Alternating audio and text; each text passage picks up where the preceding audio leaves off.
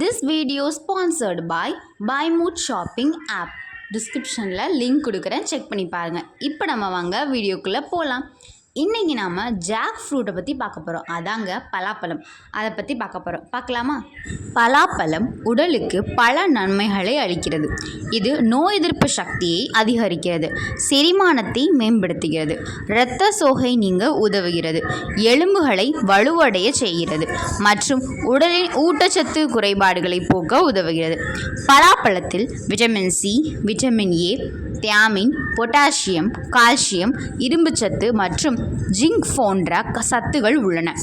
பலாப்பழத்தின் நன்மைகள். நோய் எதிர்ப்பு சக்தி. பலாப்பழம் நோய் எதிர்ப்பு சக்தியை வலுவடைய செய்து பருவகால நோய்களிலிருந்து பாதுகாக்கிறது. செரிமான மண்டலம் ஆரோக்கியமாக இருக்க பலாப்பழம் உதவுகிறது. இரத்த சோகை.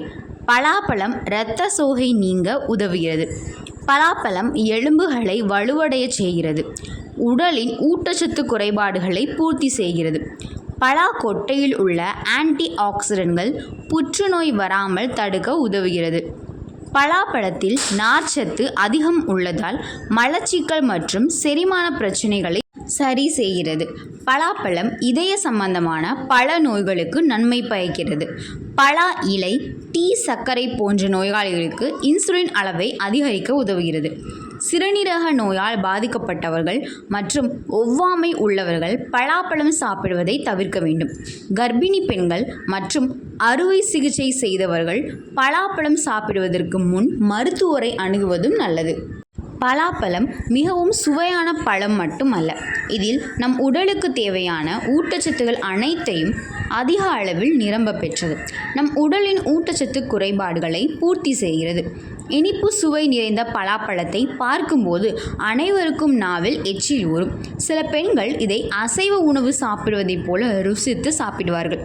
அதனால்தான் பலாப்பழம் அனைவரும் சாப்பிட விரும்பும் பழமாக இருக்கிறது. பலாப்பழத்தை வைத்து கறி சமைத்து சாப்பிடுவது மட்டுமல்ல, அதை வைத்து ஊறுகாய், பக்கோடாக்கள் மற்றும் கோஃப்தாக்கள் செய்து சாப்பிடலாம். அதனால்தான் கேரள மாநிலத்தில் பலாப்பழம்தான் மாநில பழமாகவும் இருக்கிறது. கேரளாவில் பெரும்பாலானோர் வீட்டில் பலாமரம் இருக்கும். பலாப்பழம் சுவைக்கான பழம் மட்டுமல்ல, இது நம் உடலில் ஊட்டச்சத்து குறைபாடுகளை பூர்த்தி செய்யும் என்பதும் குறிப்பிடத்தக்கதாகவே அமைகிறது. பலாப்பழத்தில் கலோரிகள் குறைவாக இருப்பதால் இது இருதய நோயாளிகளுக்கு மிகவும் நல்லது. இதில் பொட்டாசியம் சத்து உள்ளதால் உயர் இரத்த அழுத்த நோயாளிகளுக்கு நல்லது. பலாப்பழம் உண்ண இதயம் சம்பந்தமான எந்த வியாதிகளும் வரவே வராது. இந்த பழத்தில் விட்டமின் B6 சத்து உள்ளது. இது நம் இரத்தத்தில் உள்ள ஹோமோசைட் அளவை குறைக்கிறது. மேலும் இதனால் மாரடைப்பு மற்றும் வாதம் ஏற்படும் அபாயம் குறைகிறது. பலாப்பழத்தில் விட்டமின் சி சத்து நிறைந்து காணப்படுகிறது. இது நம் நோய் எதிர்ப்பு சக்தியை அதிகரிக்கிறது. மெத்தனால் மற்றும் எத்தனால் போன்ற வேதிப்பொருட்களை விட விட்டமின் சியில் தான் ஆன்டி ஆக்சிடென்ட்கள் அதிகம் உள்ளன என்று ஆய்வுகள் கூறுகின்றன. இது மட்டுமல்லாமல் பலாப்பழம் சளி, காய்ச்சல், இருமல் ஆகியவற்றிற்கு நிவாரணமும் தரும்.